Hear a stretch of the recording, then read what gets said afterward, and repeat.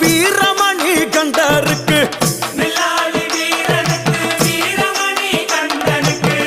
இருமுடிய சுமக்கும் போது பாதுகாக்க வருபவனாம்.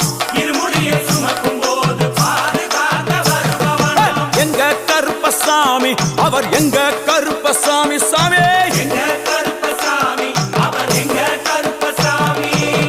கற்பூராளி முன்னே கடவுளாக நின்றிடுவார்.